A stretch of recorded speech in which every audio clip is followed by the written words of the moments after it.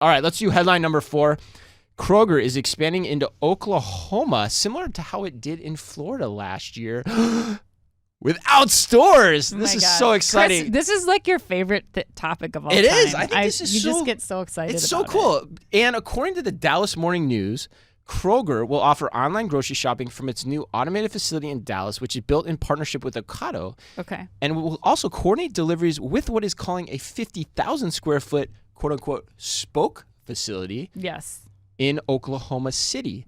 The Oklahoma spoke facility is said to deliver within a 200-mile radius and is expected to employ up to 191 full-time employees. I love this. You can tell by my voice, but what do you think? Yeah, this was actually one that I fought before the Whole Foods Just Walk Out technology when we were coming into the Fast Five selection kowtowed to you.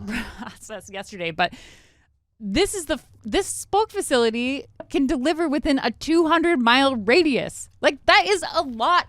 You think about, like, we've been focusing so much on micro fulfillment and like these fulfillment centers delivering into like 5-10-mile radius. I'm just an average person, but to me that is like shocking. Like, that is crazy. And so I think that this was, when I read this, it was made very apparent to me that the coverage capability that they have for this model is significant enough that they can start now in a new market to make a pretty big impact on grocery and being a preferred grocery provider, especially whatever pricing they're going to be able to offer, because they don't have to operate a store.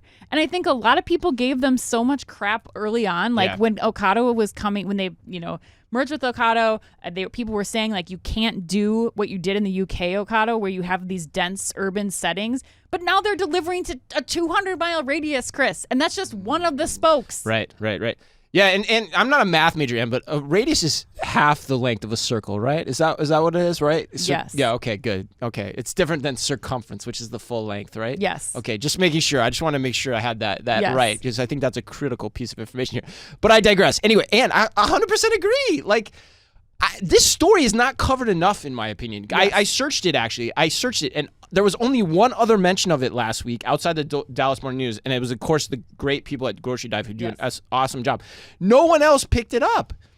This is the largest grocer in the country entering a second market now virtually, maybe a third if you include New York, the announcement they made last year too. But that tells me two things. Yes. Okay. One, it tells me that they are liking what they're seeing in Florida. Mm-hmm.